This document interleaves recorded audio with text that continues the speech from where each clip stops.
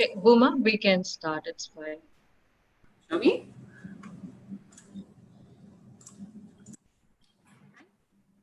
All right.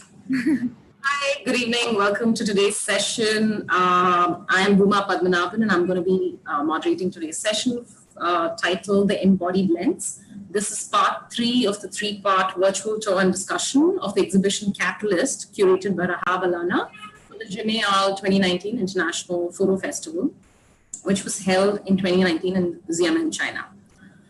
Catalyst was one of the 2 exhibitions from the section titled Greetings from India. And this was produced in collaboration with the Alkazi Foundation. So thank you, Rahaab and the Alkazi Foundation, for collaborating with CPB on the series of lectures. Thank you, Sukanya and Ashfika, for joining us on the panel today. What we are doing today is, I'm going to call upon Rahaab first to sort of present the exhibition and the curatorial vision for it to the 2 artists and keep it a more sort of conversational, sort of engaged. I'm going to do that, but just for the attendees here, we'll take questions in the end, but all of you are please welcome to put in your questions in the Q&A box at the bottom, and we will respond to them once we start. We have the time for the question and answers in the end. May I start with introducing Rahaab. Rahaab is curator of Catalyst, and he is also the curator publisher of the Alkazi Foundation for the Arts in New Delhi, a fellow of the Royal Asiatic Society London, and an honorary research associate at the University College in London. He has curated various lens-based exhibitions, working with institutions and festivals internationally. He is the author of Inherited Spaces, Inhabited Places, 2010, and has served as a guest editor for MARG and the Lalit Kala Academy journals on photography, on photography-specific issues in the past. He's also the founding and managing editor of PICS, a theme-based photography initiative, an exhibitionary and online platform for South Asian practitioners, which is in its 10th year now. He's currently the guest editing a volume for Tulika Books on the series titled India After the 90s, spearheaded by Ashish Rajtakshya. May I call upon Rahaab to actually do what we've done before, sort of lead us through a quick sort of, tour of the exhibition Catalyst, and also sort of talk about your vision for what you conceived as, the curatorial framework, like you sort of framed the subcontinent in a larger manner, with practice of artists sort of spanning from Iran all the way to Myanmar, and sort of re-looking at archival artists working with archival imagery. If you want to just start, I think we'd carry forward with some questions after your presentation. Yeah? Okay, sure. Thank you, Bhooma, and the CPB, and our other 2 guests, Sukanya and Ashfika, for coming in on this discussion as the artists who were also presented in this exhibition Catalyst. The invitation to the exhibition itself was premised on the notion of engaging with an exhibitionary space, but bringing together notions of the so-called popular, as well as the pedagogic. And I think when I approach any space, and this goes for so many curators and artists, writers, is that you begin with something empirical. You control, as it were, the feed that is coming into you. But eventually, I mean, what translates and what eventually articulates through an exhibition is something of its own.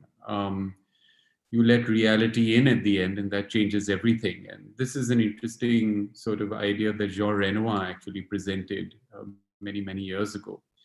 I bring up Renoir because I was interested in the idea of film as much as photography. I've been interested more generally in the transition of photography into film at the end of the 19th century. The moment in India, what is represented in India is by Dadabhai Phalke, that moment at which motion starts taking precedence or rather starts using the still image in a very dynamic form, changes our sense of the real and realism and reality.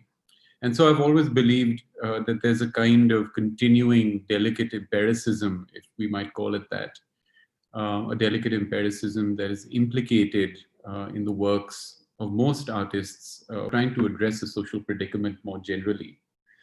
And I think this evidentiary moment needs to be addressed again and again, because we can also get into the trap of stereotyping a certain kind of image making practice, or rather start constructing images to look like others, while in fact that takes away from the moment at which they were taken, or the kinds of paradigms or nuances that they are trying to address. This is something that Chris Pinney talks about extensively in his books as well. And he also talks about something called the profilmic, the materiality, the techno-materialism of what goes into the production of images. And I think that is as significant, because as we sort of go into practice and process, we realize that the very devices that we use condition so much of the output that is created. I think that is very important, somewhere to remember as well. Before I proceed, I think it's nice for me to share once again the short sort of low-tech, high-tech video that was made of the exhibition, and I can speak over and around it. Has it started up? Is it started? Yeah. Okay. So this exhibition for me was trying to bring together, let's say, a subjective conjuring of various passages. And if you look at these images itself, there's a kind of stop motion sensibility to them. I was interested in that. And as I mentioned Falke earlier, and in this case, the work of Bhooma Padmanabhan, I think that's significant, because both these are films that were made in the 70s, patronized by the government of India to a great extent. What I was looking for is the way in which media is deployed, and how it sort of recreates a dynamic with the documentary, very, very significantly that. And of course, experimentation is innate to this process. I mean, I could leap and jump to Sukanya's work because for me, at least, it's always been representative of a certain kind of new objectivity. And we've known of new objectivity since the 1930s, but it always changes our equation with the ground, scrutinizing what is on the ground. And very often when I see her work, or in fact, the works that we're looking at on the screen right now, I think of kind of fictionalized histories of migration. I think very often of ways in which image, the montaged image, the collaged image, was always trying to give us a kind of new destiny. And if we'd have it so, maybe in the case of Sukanya, if I may say so, a kind of alibi, a place from which we have come into the present, but also something that exists kind of alternative to our sense of reality. And, you know, Aishwarya's work that we're looking at in front of us right now was sort of also, in that sense, extractive. But if we take the sensibility of extraction to a point of exploitation, how do we actually use manipulation? How do we actually use the dynamic form of image making in order to recreate a new destiny for it? And I think this is exactly where the documentary takes on another tenor within this exhibition. We get to social realities and social consequences of what is happening on the ground in various places across the world. And I think for me, they were also like unraveling scrolls. This history is told through regional specificity. It is told through what's happening on the ground. So what we're trying to create within the exhibition is, you know, as I mentioned the last time, total metaphor. There are ways in which we are using an experience, but talking about larger entities at play. How do we actually do that? And who are the consequences going to affect is something that we even see in the work of Azadeh Akhlaqi. So, as I said, these exhibitions or exhibitions like these, for me, have to do greatly with intuition. It's not only about the image projected there. It's not about the rationalism that we might draw, or the once again the historicity or context that we might draw. But on the other hand, how do we blur the context in order to create a new rationality, in order to generate, other worlds from which we can sort of absorb other realities. So in any case, I suppose that brings us to the self in one way or the other. It brings us as much to the performance of the self as much as it does to a representation of it, frontally. And I suppose that is why the work of Abhijit also struck me, because even though there is a deep political context to this, I mentioned it the last time, 1989, the Berlin Wall, Tiananmen Square, the one moment.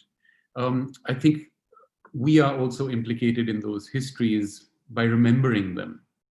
And so the regurgitative quality, the restorative quality, and the renewing quality of, let's say, what a catalyst can do and is, was in a way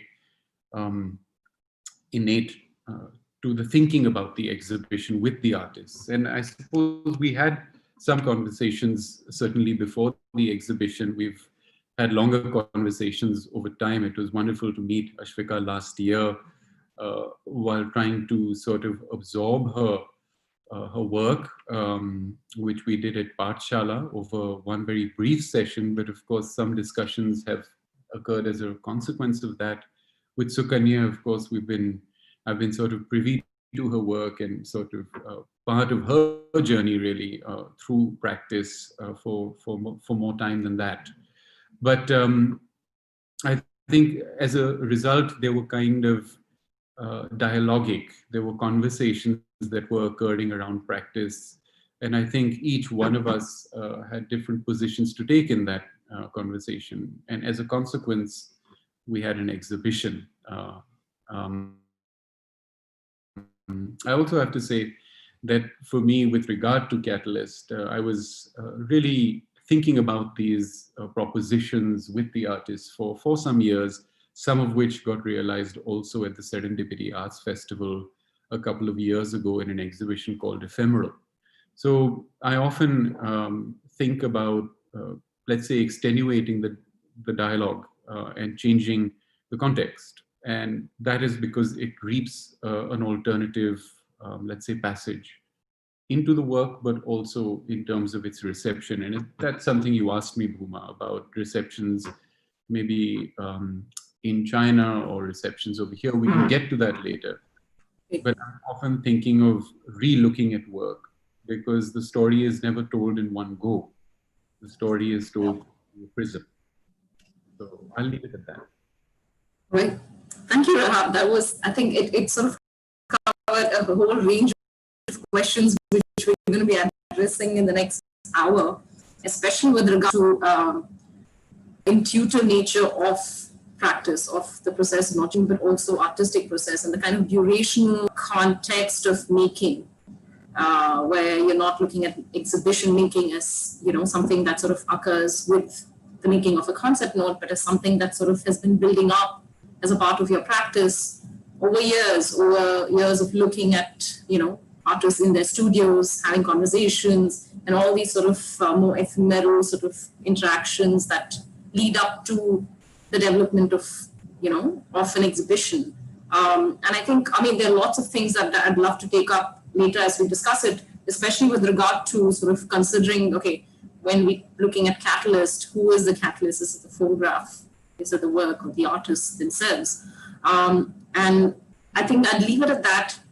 And I'd like to call upon Sukanya, briefly introduce Sukanya to actually speak about her work. Sukanya's art practice spans across painting, photography, animation, and the moving image. She works with concepts urban life, popular culture, and memoir. She is currently based both out of Delhi and Calcutta. Training in painting from the Faculty of Fine Arts in Baroda, and in animation from Charles Wallace India Trust Award, the Sarai Independent Fellowship, and artist commissions from exhibitions such as at the Goethe Institute, French Embassy in India, Royal Commonwealth Society, Gujarati, UK, among others. She's been an artist in residence at Coach, New Delhi, Spike Island, Bristol, and AIR Belarus. She also manages the arts program and design at the Siegel Arts and Media Resource Center, Calcutta, which has been going on for some time now. She has done various graphic design projects, including film publicity, books, exhibition, and theater design. Sukanya, may I call upon you to not just talk about the work that you presented at Catalyst, but also the Isosceles Forest, but also sort of look at the processes that led up to this moment of making this work and exhibiting this work, and simultaneously also exhibiting your work at another venue in China at the same time, the experience of it. I'll leave it up to you now to present your work. Thank you. Thanks, Bhooma. I'm very happy to be here. Can you hear me properly? So just to begin, I'm going to be talking about the various processes that go into the work I've been doing for the last few years, and the work that was showed in JIMEI, Isosceles Forest, forms a part of that.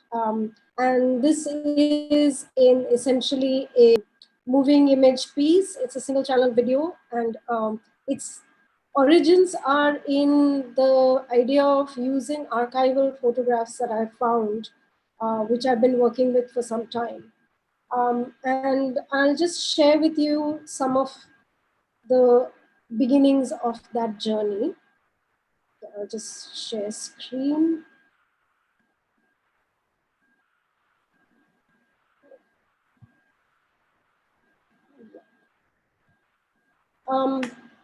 So I call this presentation erasures because, so much of my practice is to do with layering of collage, of reworking images, of erasing something and creating another thing in its stead. And what I do in a sense is kind of add and subtract meaning in my head of different kind of found images. The beginning of this starts in my family archival photographs, which I found lying around. They're very old, turn of the century archival photographs, which were going to be thrown away because, they are of people and places that nobody really knew. They were kind of very old and nobody had any idea who they were. And, and my mother kind of knew that I work with collage. I like cutting up pictures and things like that. So I was given them. And that led to me working with them in a way that has continued even now. And I continue to find new ways of working with this material. And I call it time travel for like obvious reasons. And these are the kind of photographs that I found, which are like, they're very beautiful, evocative photographs, but they're also like, they have mistakes. They're all sometimes out of focus. Sometimes they're damaged.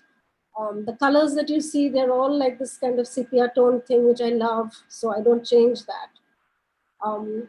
So these were kind of some of the images that I found. And again, there are a few pictures of people I can recognize, but most of these people are, I don't know who they are and what they are, and if there are no annotations. One of the things that I love about these photographs is the fact that the mistakes are also preserved. So, there's this image, which is a double exposure, for example.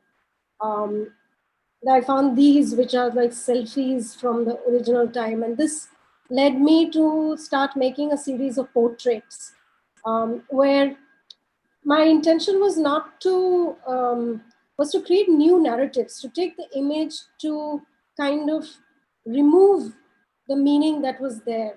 So, so much of what I found, like especially in the JIMEI show Catalyst, is everybody's work, all the works that were there was some kind of testament, some kind of document and different artists worked and different, approached it differently.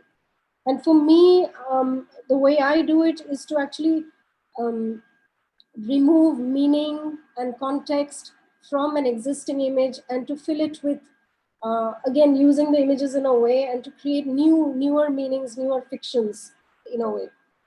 So yeah, there's this headless man, which was lovely. So this is my grandmother's picture, which I then made into a series of portraits, which were light boxes like this, which I blew up. So my way of working has also been kind of a crossover from media. So there's analog photographs, which I scan, then digitally rework, and then print out again. So it's a hodgepodge of many things. There was this photograph, which then became this.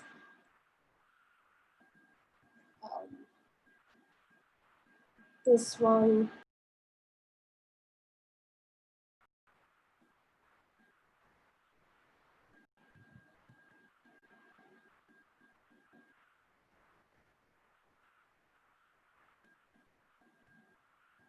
So this, the video piece here was kind of like a, I don't know where, can you see it? So vaguely, basically this was a double channel overlapping video, which I made, again, animation, just to give you an idea of what it looked like. It stopped now, I think.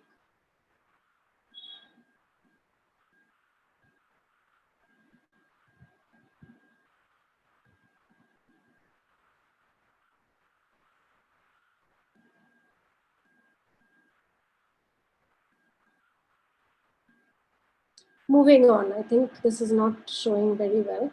I also made objects, which again were found objects and boxes. And these boxes also had kind of, they were like these kind of reliquaries of sorts, where I combined photographs and other found things and made these kind of small scale sculptural things.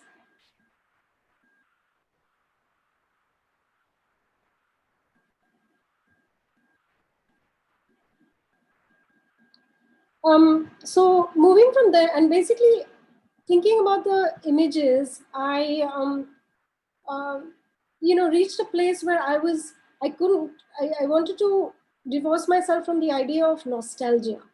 But at the same time, I was dealing with something which deals with memory, obviously, in a way that is a false memory, because it's a memory that we are creating in our heads of people and things which we don't really know about, and we augment it. So just as we kind of augment our memory, the idea of like post memory, like Marianne Hirsch talks about, where you have a memory of an event that you haven't really been part of, but you are very much, know it very well, for like, for instance, partition, etc., which becomes something that is there, but it's not really something that you have experienced. So these works, in a sense, are almost like that. They are creating something that doesn't really exist.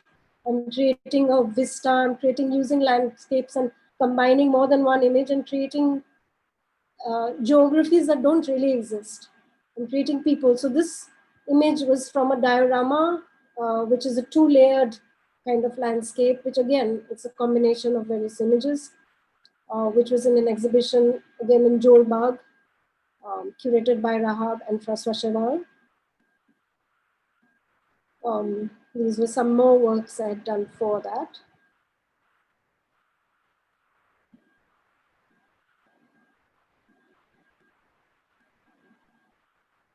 Which brings me to Isometries, which is the name of the body of work that was shown in Serendipity Arts Festival, where Rahaab curated a show called Ephemeral, where we were part of it as different artists who were dealing with different kinds of archival and testimonial kind of works. And I created a lot of works again, which were multi-media in a way that I used actual photographs, I used digital photographs. And you have to understand, like, I keep going back to the moving image with this, because I come from a place where I studied animation. So when I look at moving image, for me, moving image is made up of still images. So I'm very interested in a very formal exploration of still and moving image and how it interacts and how can I use still images to create a moving images, etc. So these were some of the works that accompanied the video Isosceles Forest, which were made around the same time.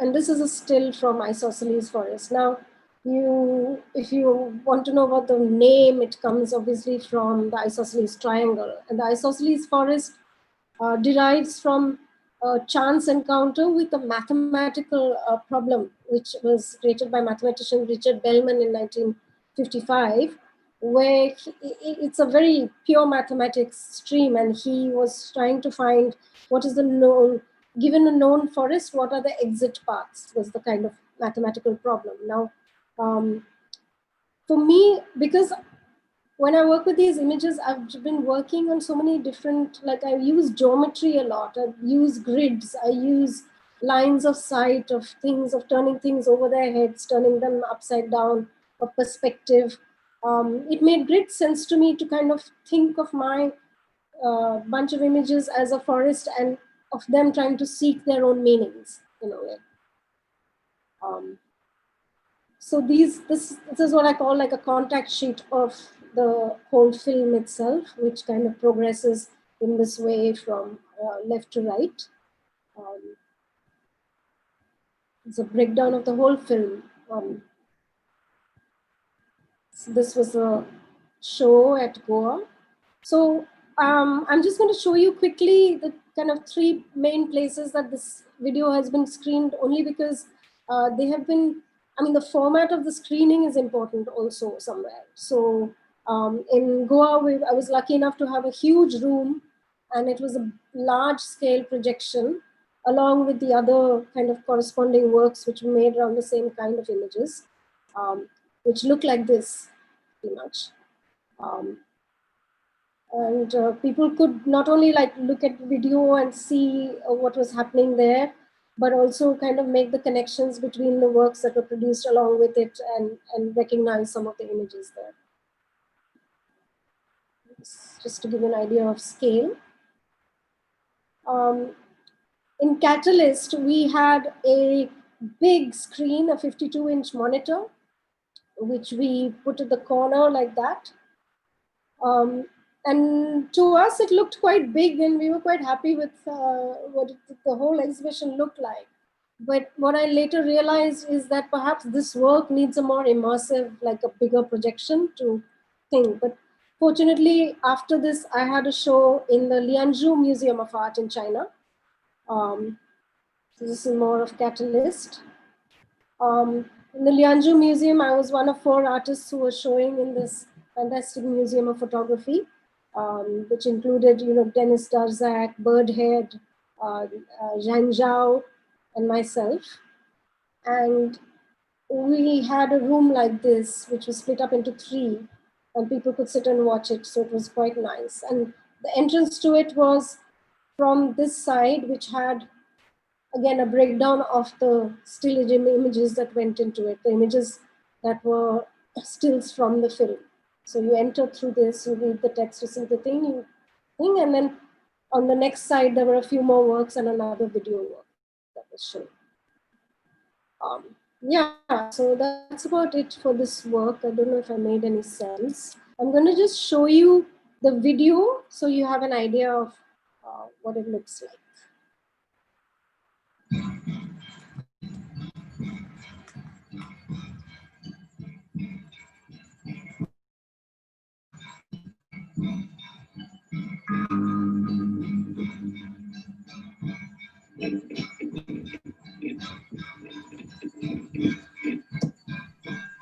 Sukanya, there is no video.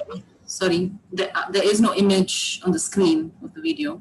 Okay. If I can't see. Do we want how about Nisha to help? Okay, let me stop and start again. I'm just going to screen share again. Can you see the opening image? Yes, now it's visible.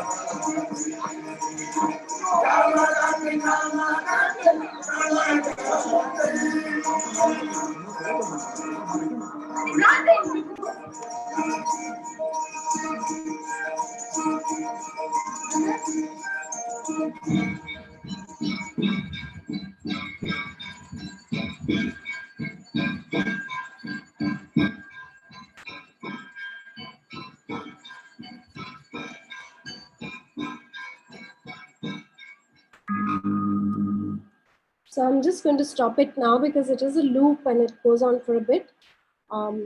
It's a variable loop because, you know, as usual, like things keep repeating, and the idea of doing this like this is a series of animated gestures, kind of a lot of slow fades, a lot of dissolves of things going into each other. So every time you see it, there's some kind of new thing that catches your eye. And the soundscape itself is also kind of snatches of things which have been taken from here and there. So it's kind of like that. What else do I have to say? I think that's it pretty much. Have I talked for too long? Not at all, not at all. Thank you. Actually, I mean, it was fascinating, especially because when you sort of, you know, spoke of where you got that, I mean, where the Isosceles Forest, that sort of metaphor emerges from.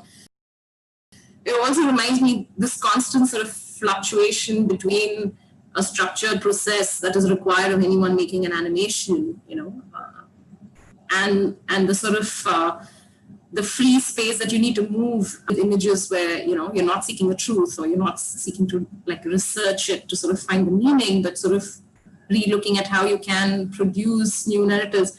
I thought it's very interesting because that flux is the kind of space that, you know, I guess a lot of practice actually emerges from. I think we will take up a couple of those ideas later when we discuss. I'd actually quickly like to call upon Ashfika, and then I think we can open the panel for discussion. It'll make it a lot more interesting, and she can also sort of pitch in when, you know, talking about mediatic choices that both you and she are making. Not only with regard to, you know, the material that you use, but also with regard to how you present the material in an exhibition space is something I'd love to sort of take further. Yeah. Can I quickly introduce Ashfika and call her to?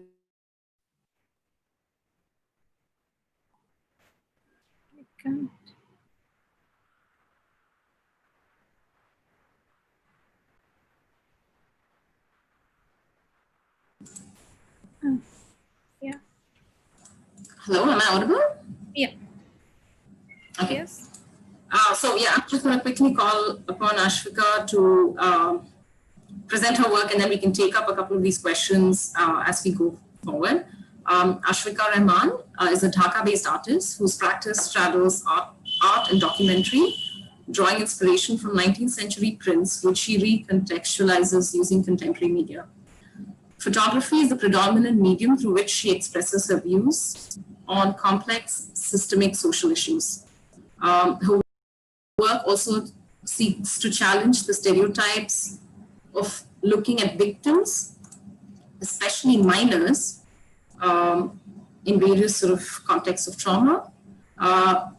Ashfika studied photography at the Hochschule Hanover, Germany, and received a professional degree in documentary photography from Pathshala, South Asian Media Academy, where she's also faculty now. She has received the Jubsworth Masterclass World Press Photo in 2018. Can I welcome Ashfika to present, I think, not just the work she presented there, but also like, I think we talking about 2 different bodies of work that she's been working on, both similar in its sort of the processes in which she's sort of arrived at her work. I think I'll leave it to Ashfika about the words. Thank you. Thank you, Bhooma. Thank you so much for inviting, and thank you, JIMEI, for Biennale and Alkazi Foundation for inviting us for the panel discussion. I think before, can you hear me? I'm a bit confused to look at your face. Yeah, okay. So you are audible, Ashfika, and I'm just gonna quickly jump in and say, if anybody has any questions, if they can just put it in the Q&A box at the bottom. I will take it up once Ashfika finishes the presentation and we start the discussions. Yeah, thank you. Yes. Okay, I think before going to the work I have presented by the exhibition catalyst, I would like to actually introduce my practice and start from a beginning. I have started photography since my childhood when with one of my cousin who was a professional photographer, and I started assisting him when I was in 6th standard, I think. Later on, I started studying in Pathshala, which is a very interesting school. Maybe I would like to share some of the information about the school. Let me try to show it.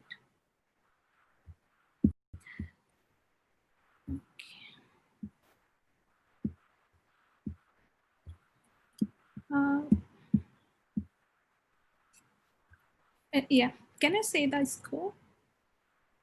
Yes, okay. So this is Pathshala, a small school under mango tree. It was actually set up by Bangladeshi photographer Dr. Shahidul Alam at 1998. And this is a very special school because it has a certain kind of aesthetics itself. And this school was initially, when it was built, initially it was getting some death rate from some extremists and from some fundamentalists claiming that photography is somehow conflicting the religious values in a way. And later on, Pathshala actually hosted the festival Chobi Mela, which is the first ever photography festival in Asia. And sometimes we actually blow up in the street and actually make a huge noise on the street.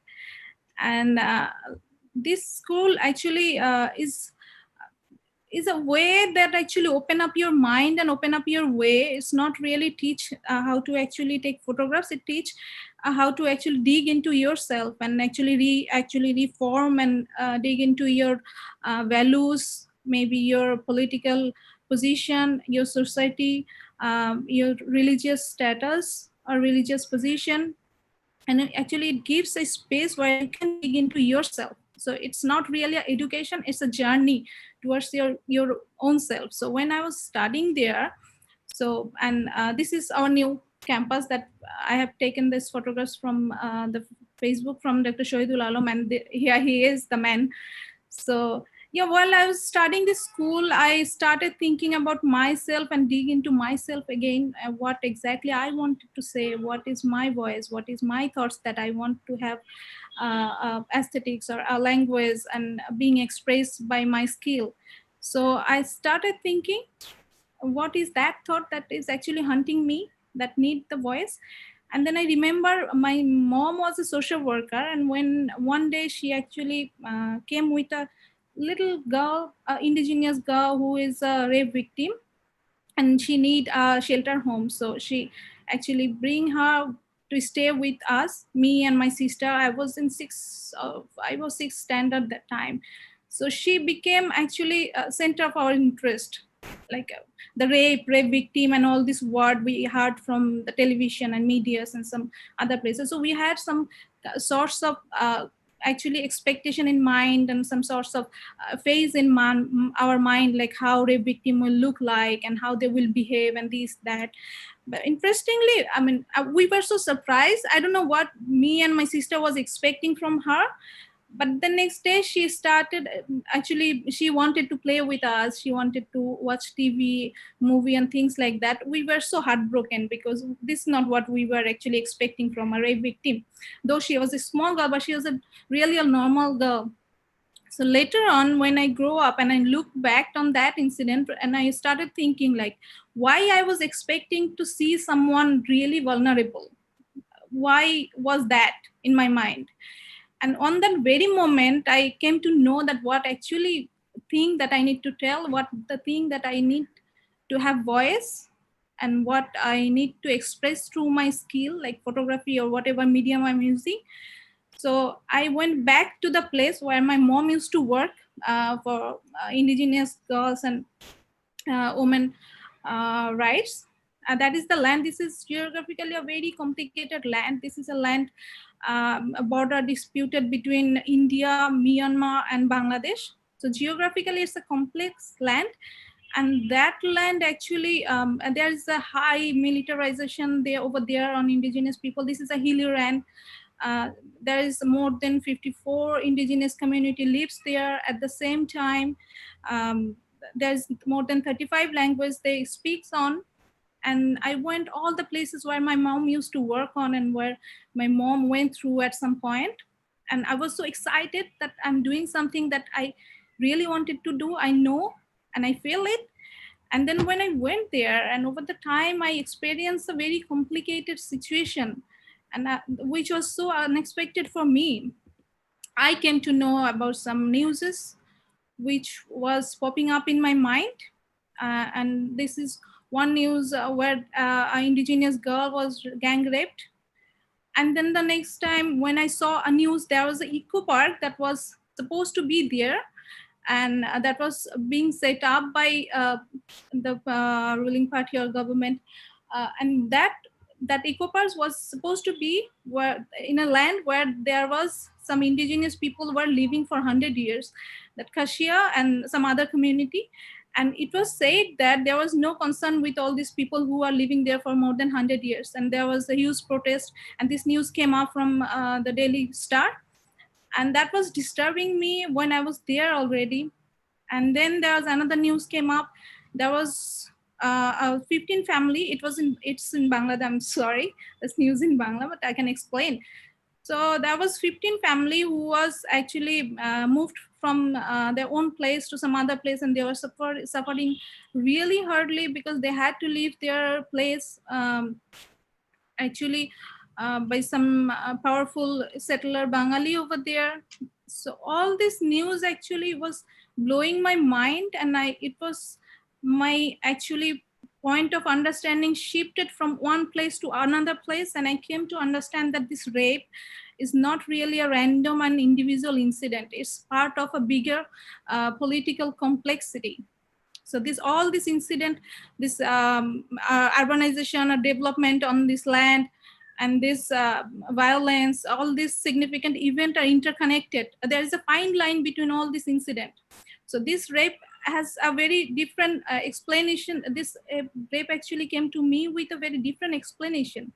So this rape is not really an individual incident. It became actually somehow it being used as a weapon by powerful people to suppress all these people. And interestingly, I found out that Bangladesh actually never signed the declaration by UN rights to indigenous people, where they states that the indigenous people will have their cultural and language rights and rights on their own land, and they will have rights to take the decision for their own lands and places, culture and other things. So I was wondering, because there's more other 30 countries who have signed the declaration by UN already. So, and then there came one news that completely blown up my mind. It was news about Shabita Chakma. She is an indigenous lady. She was raped by 3-4 settler Bengali, and then she was burned to death. And after this news, I was really shattered, and I went there again. That was her funeral. Of course, I went there afterward, and these photographs was actually shocking for me. That was small protest by local community for Shabita Chakma. And then this small kid, actually, this is a daughter by Shabita Chakma. She also joined the protest for her mom. And after this incident, and I was so shocked, so scattered, shattered. I wanted to cry. I had no clue how can I explain this whole situation over there, where it's so complex. There is a very fine complexity, and how can I express through photographs? There is a limitation on medium. So I was thinking, how can I actually, through medium, how can I channel this complexity? So it took me more than 2 years to have one single photographs that I made in 2 years. This is one photographs by, this is Monpuri Chakma. She was raped when she was 3 by some settler Bengali. And I took photographs in a way where I can actually show them with dignity. Because the thing where I've experienced in my childhood, that the perspective I had from media and from other people, that is a platform, that is a mainstream, that is, we have already created. I mean, I think being a photographer or being a visual artist, I also feel responsible for making this stereotyping, how we see victims, how we see people who are actually, who should be the hero in media or everywhere. So I was trying to show them with that dignity, show my solidarity, my empathy through my photographs, at the same time show the complex political situation over there. So I choose the format which is very much known for royal portrait, and I choose the printing process which is actually coated on gold. It's from early 19th century printing process, right after coat painting, when photography actually was being used. That time the royal people were using this liquid gold coated on photography printing process, so that it can become more valuable and more specific for royal peoples only. So through my formats, through my printing process, all this I was trying to criticize that stereotype we have made already. And also I have written their prayer, actually surrounded by the photo circle. This prayer is actually prayer to be protected from monster. Each and every indigenous community, each and every community, they have their own prayer to be protected from natural disaster or be protected from monster. So in a way, this monster is a metaphoric of human monster. This natural disaster, this disaster is a metaphoric of a human disaster as well. So I was trying to make it a safety circle around, and also I was responsible to actually hide their identity in a way. So I used painting, hand painting on face, which I actually took from this motif. I took from their own cloth, which is very culturally identical to them. Each and every community has their own motif, own cultural pattern. So I was trying to use that pattern in a way. So this is one photograph that I made in 2 years. And then after that, it came 1-2 more. And I have included more. Still, I'm working on this project. And yeah. So, excuse me. So after that, after this work, following this work, I started thinking about the work I have to do for JobSort Masterclass. So I was thinking what I need to do and what is hunting me inside again. And there's some news was popping up in my mind. That one news was that there was more than 391 extrajudicial killing was happened last year, but that year it was more than 4,000 people who were picked up by state security forces randomly from state. You can imagine it's right before general election, so that time was that was really politically high time. So what was actually what was panicking me was that fear, what was actually happening after that, because there was people who were being picked up, and at some point they were some people were being back after some torture or something, and then some people never came back. But whoever coming back, they are actually showing they are becoming actually model of fear, and they are spreading their fear in society. So I was so confused that how can we actually confront fear through my medium? How can I confront them, this fear? And then I thought maybe bravery, maybe we can set a brave example in front of fear that can confront the fear maybe. So I have started my new project that I call File of Disappeared. And this is one photograph from that project. I actually took photographs of people who were picked up by police at some point, and they came back, but they are going through a mental trauma.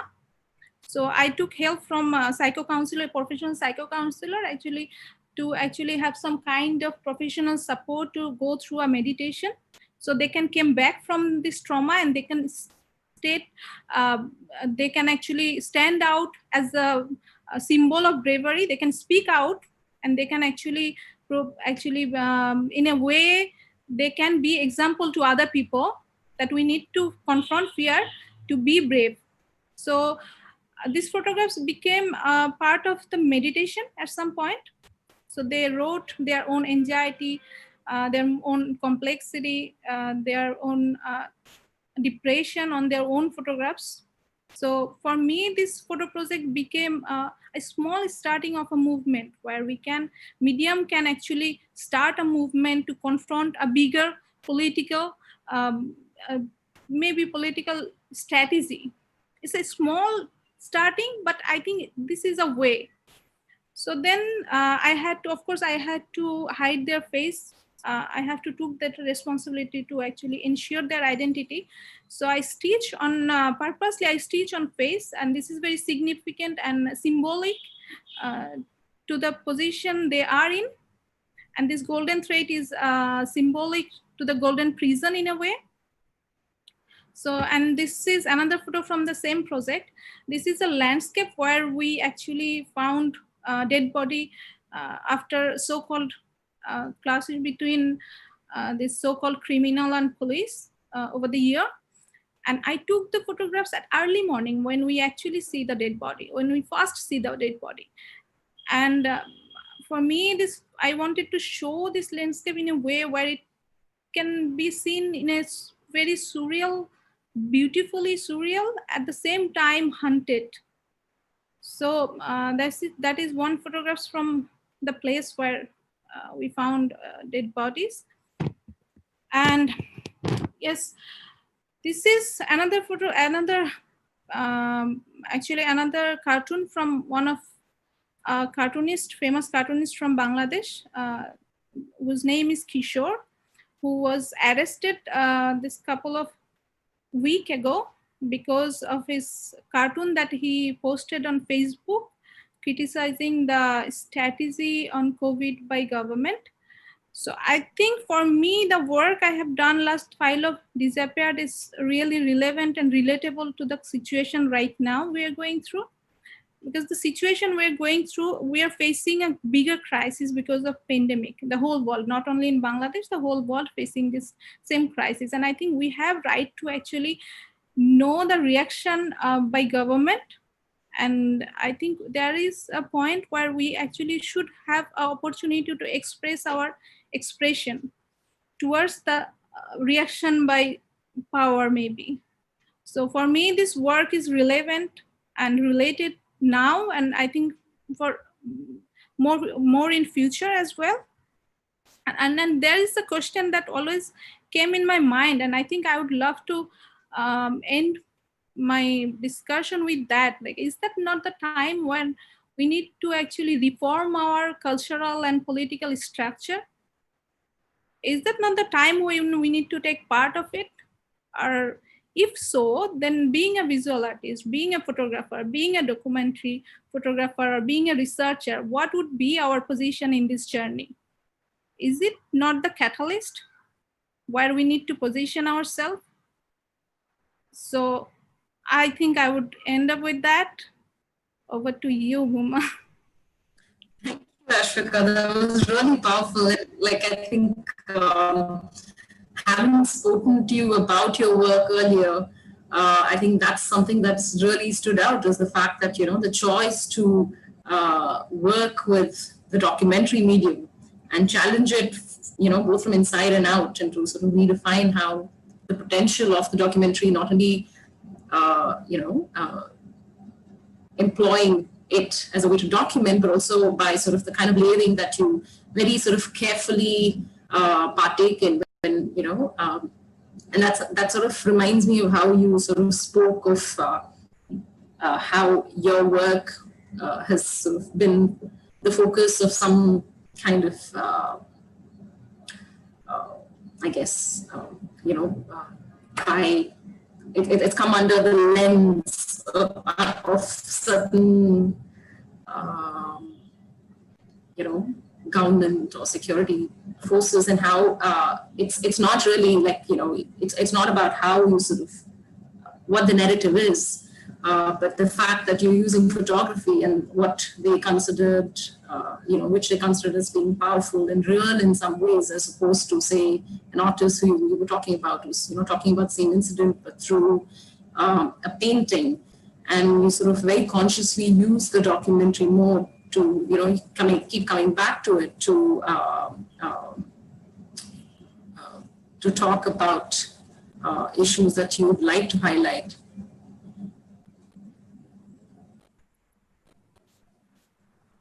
I think documentary photography and art, the way I express each of my project is like mixing documentary with artistic practice, and this artistic practice and artistic expression become a veil to the fact what need to get that spotlight when mainstream media cannot maybe actually get the spotlight in a way, or maybe not allowed to actually have this focus light on such issues. So in that point of place, I think that artistic expression can actually give that access to documentary photography. So both of this documentary expression, at the same time this artistic expression, together they can get that powerful position what that particular event or that particular issues need to have. Right.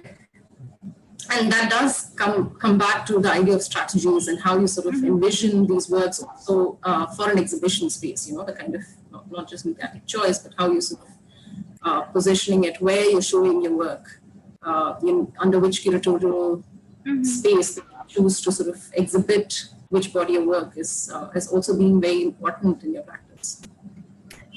Interestingly, when I saw the exhibition Catalyst and when I saw the design of Catalyst, I wanted to show that somehow I missed the photographs. When I first saw the design of the exhibition, it was exactly the way it was produced. It was exactly the one photograph was popping up and then came another more. So it was exactly the way I produced this work. It was one photograph that I made in 2 years, and then I actually came up with 1-2 more.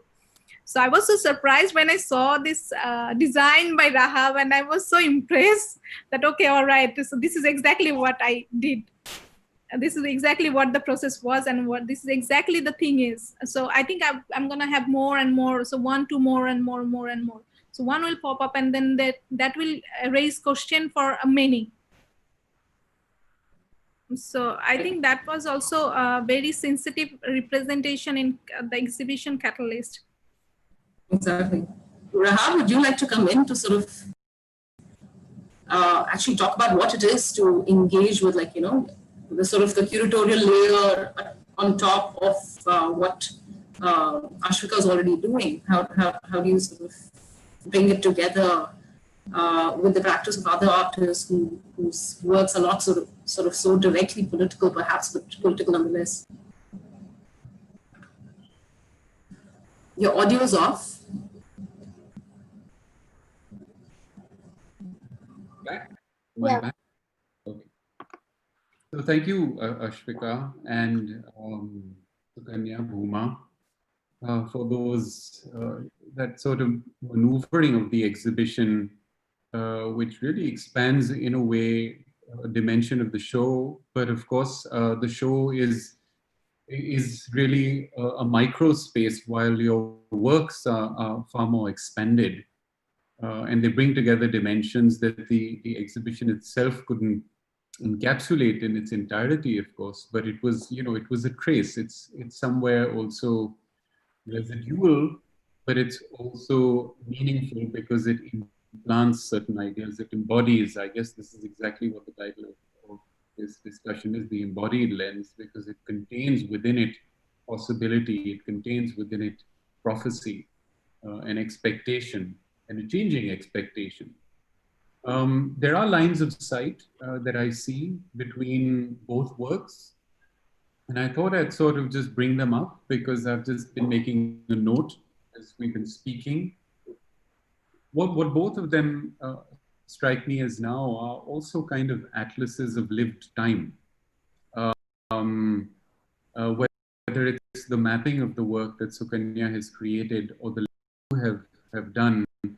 And I say this because with regard to you, Ashfika, because one of the greatest quotes on the documentary is that it was the closest approximation to propaganda. Walker Evans said that almost 100 years ago now. And I think that's true. If one so easily and quickly embraces what is the evidentiary, then one gets into the trouble of believing what is seen. And I therefore appreciate greatly the way in which appropriations are made and the lives of the images are extended beyond just the still. So I wanted to thank you for that. I also wanted to say for both of your works, they really brought to me, even Sukanya's, into one frame, a sense of the domestic, but also how the domestic is micro-political.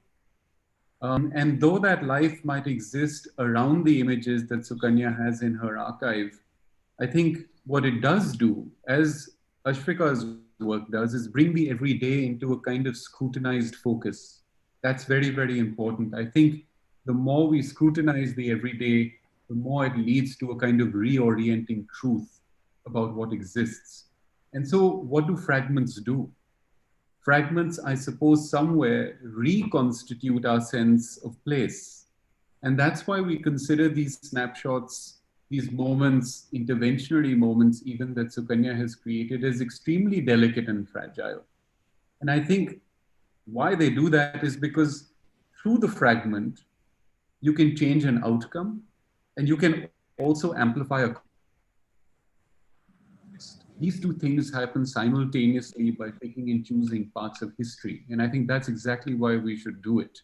We should do it because the purpose of it is not to level out all our histories, not to level out all our contexts, but to create rather a non-hierarchical way, a non-sort of submissive way of dealing with the past, the present, and the future, so that they can truly dialogue. And I say that because this is something to be realized about both works. Because of their layering, they also bring forth that very sort of, let's say, concrete notion of the collective unconscious, right?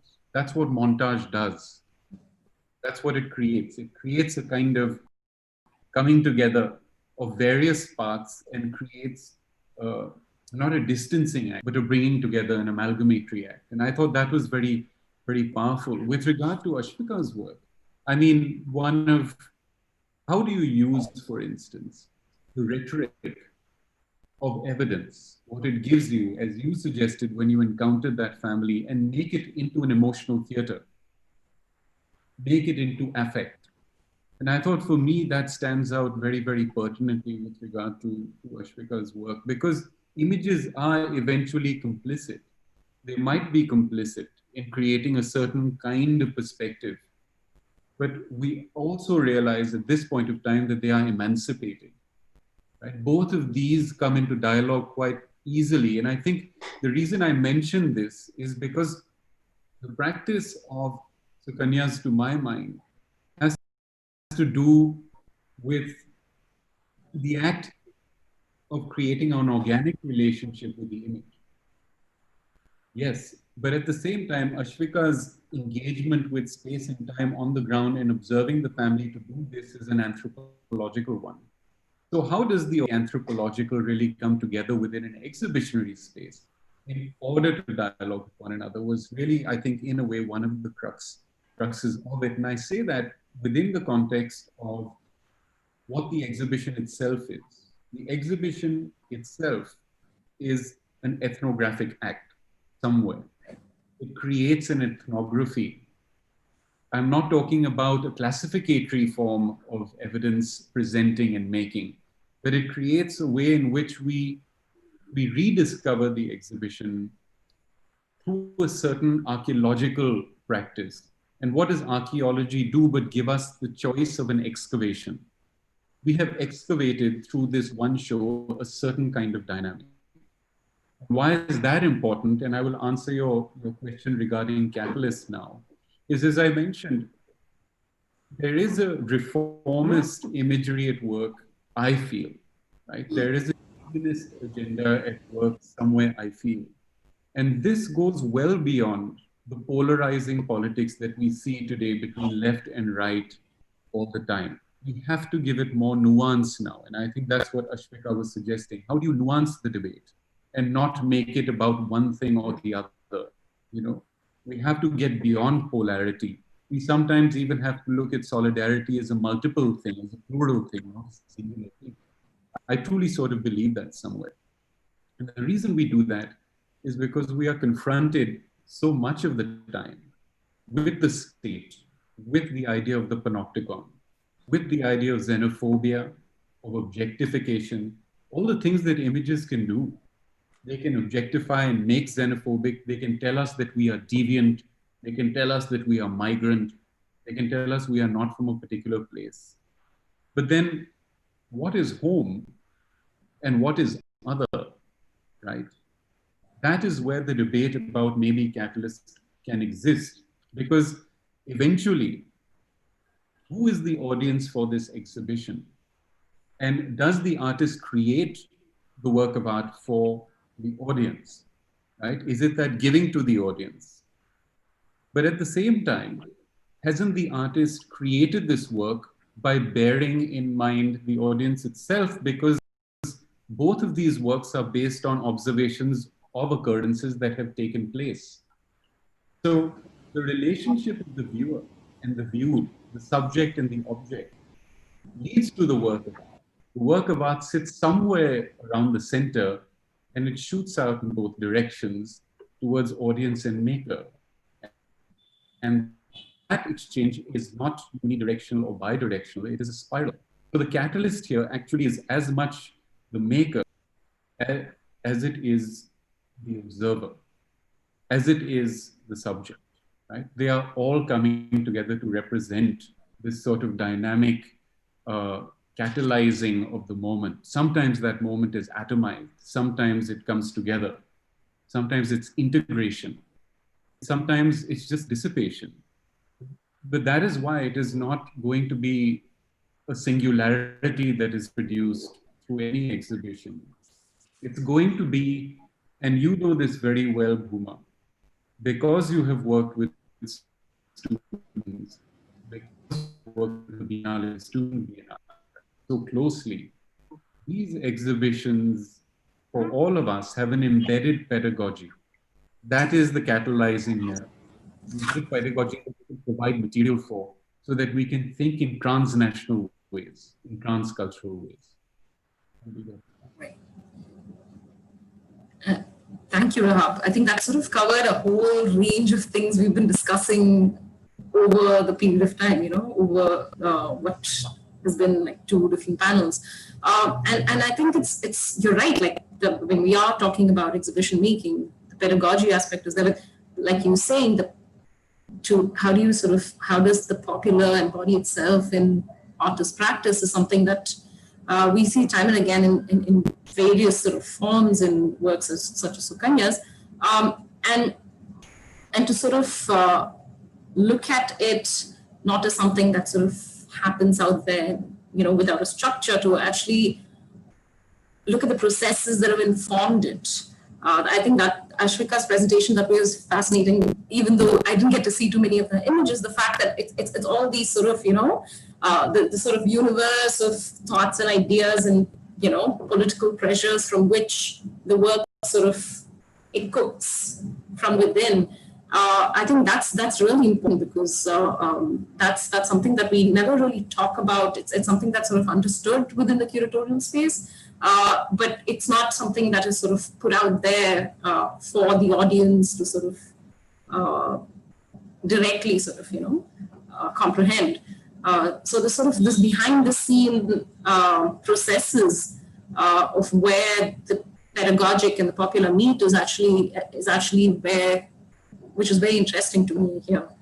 I would also, can I quickly take, I think there's one question and I think it's directed to you, Rahaab. If I can just read it out and if you can, and I think you have addressed it in some ways, but let's see whether you'd like to take a two parts to the question. It says, there is a certain fixity that is usually accorded to the way we archive photographs, while the memory of a photograph event itself is fluid and fleeting.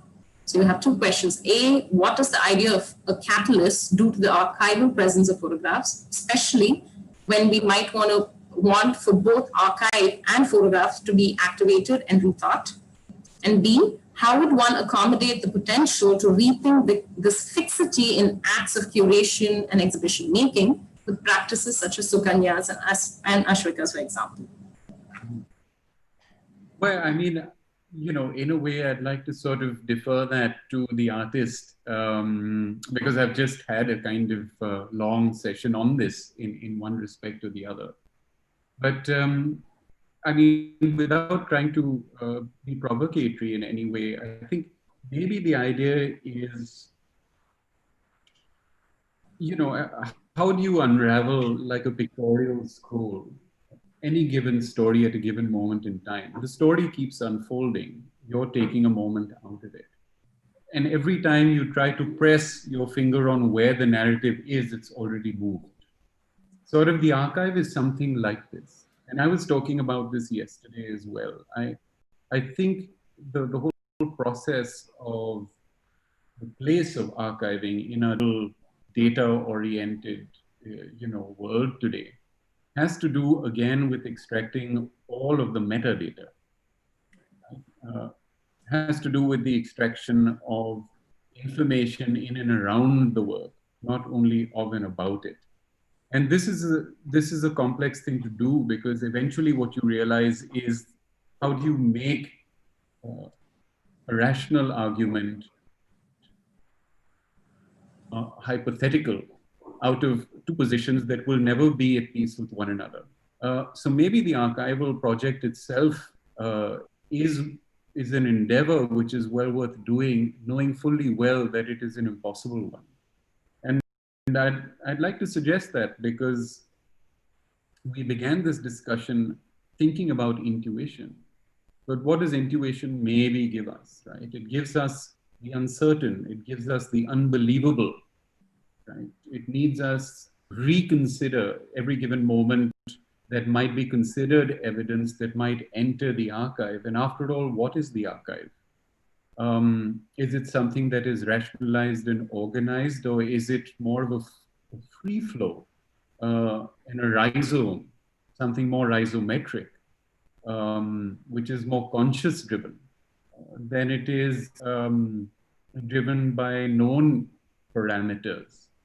And I say that because in pressing towards new image horizons, the archival is something that is always going to be a base, but it's also going to constantly dam its own results. That means the archive itself will provide you with the critique that you need in order to undo it at all times.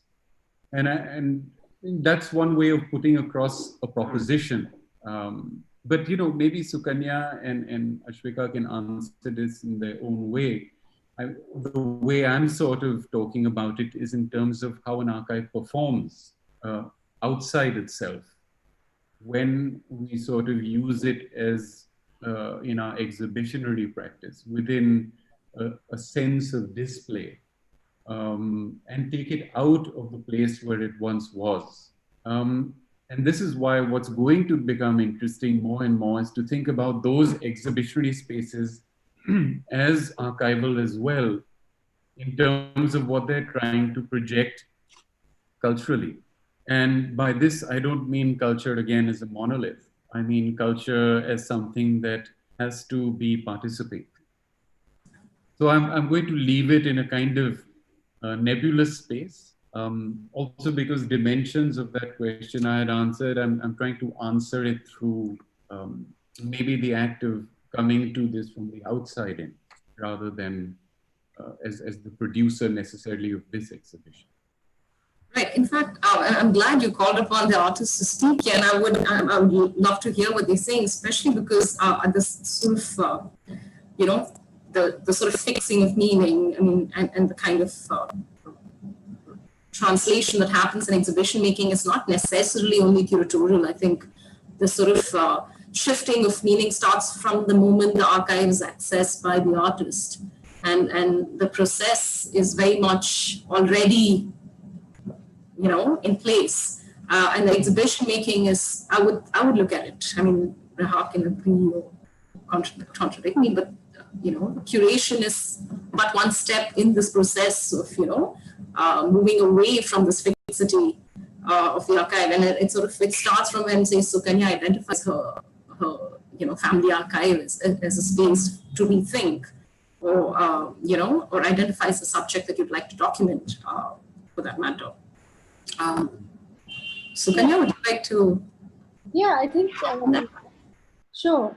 I mean, so much of like, you know, what is an essential catalyst, if it were, is the way that we work with these images. Like that is the kind of the medium itself, the kind of processes that we utilize to look at the archive. After all, what is an archive? I mean, what is the politics of representation? What is seen, what is unseen?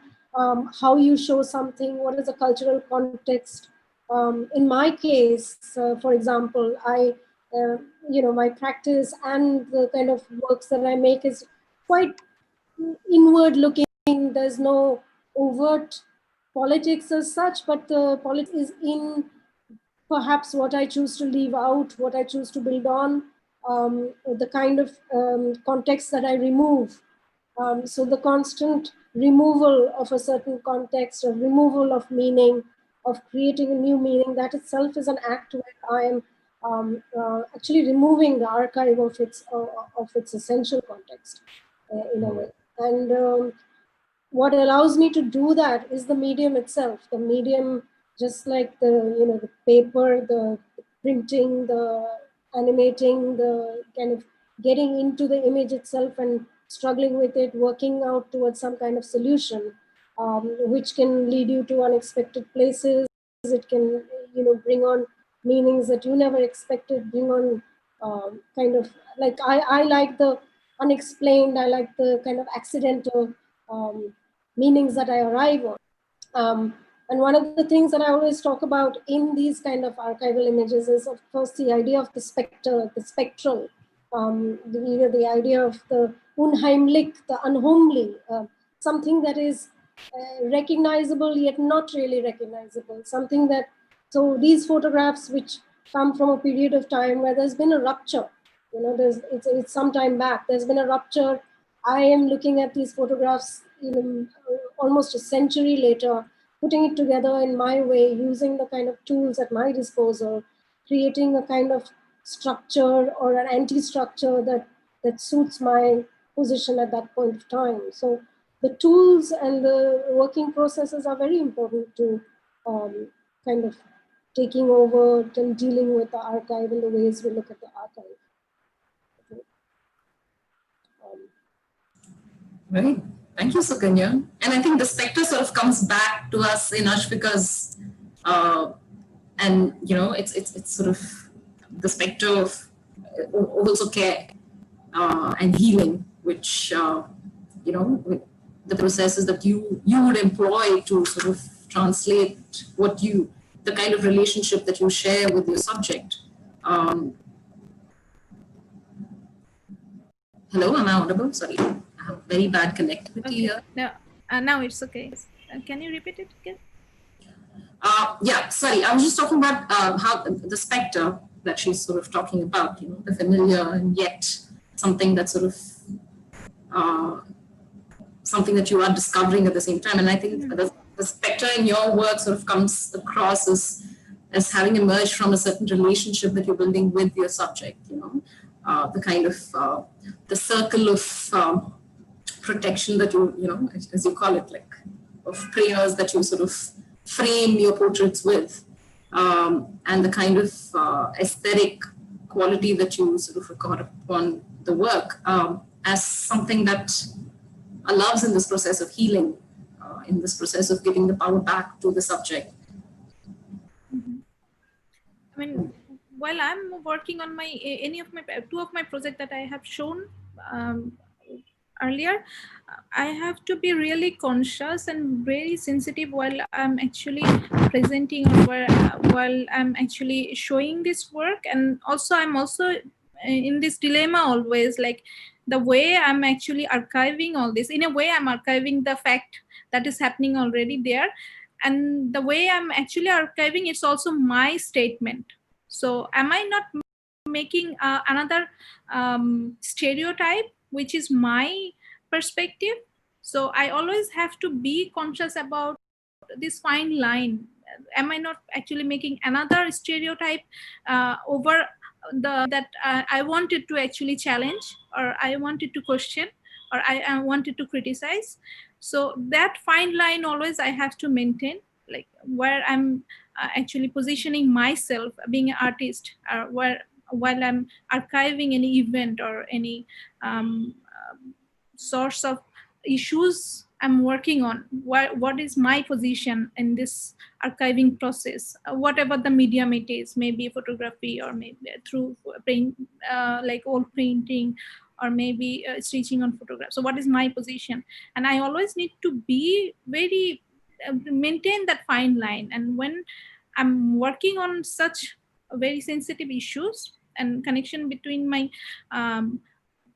protagonist and me, I have to be very clear, like if it's my voice that I'm putting on them, or if it's them also.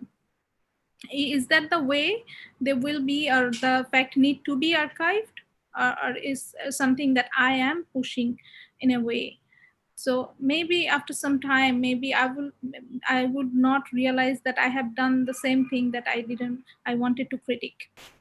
I have done the same archiving process that I wanted to challenge. And I think also being a visual artist, we also have this responsibility to think about that fine line always. Like if we are actually setting up a stereotype which will lead society in a very different direction at some point, not only artist community, but also the whole society will be led by visual artist or led by visual practitioner. No, it can be painter, it can be photojournalist, mainstream photojournalist. Maybe we are leading society towards somewhere. So while we are archiving through our mediums, whatever medium we have used or we are using, we need to be very responsible and careful about what exactly we are showing, what is the example setting, and where we are actually presenting my work. Like I was always conscious that the people I'm actually documenting or I'm archiving and I'm showing in an exhibition, is that the right position for them? Is that the right position for these issues or fact? It was always that sensitive question that was in my mind. Like, is that, of course, then I had this answer in my mind that maybe this archive need that spotlight where it can get in a position where the exhibition is. And also I have to think about how sensitive the exhibition and position and the space itself. So I think that is the fine line we need to be very careful when we are talking about especially some social issues. And I think also we need to continuously challenge ourselves. We need to continuously challenge our presentation and how we are actually documenting, how we are actually archiving things, we need to continuously challenge and actually reform again and again. I think there is no exact point where we need to stand. We always need to improvise, and we always need to cope up. We always need to rethink what need to be the perfect position for time being. Right. Okay. I just realized we've overshot our time, and I would, if there were more questions, I would just direct CPB to sort of forward them to the speakers. Nothing for the time being. So I am going to take this moment to say thank you to our speakers. Thank you, Sukanya. Thank you, Ashfika. Thank you, Rahaab, for joining us. As you know, the entire session is available on Facebook. It's going to be documented on Facebook and on the CPP YouTube page. So we will share the links with everyone, and sort of anybody who wants to listen to it later can. Thank you again for joining us this evening and for the very sort of very interesting, and I hope we see more of your work in the years to come. Yeah. Thank you. Thank you. Thank you. Thank you, Bhooma. Thank you, Rahaab. Thank you, Sukanya. Bye. Bye.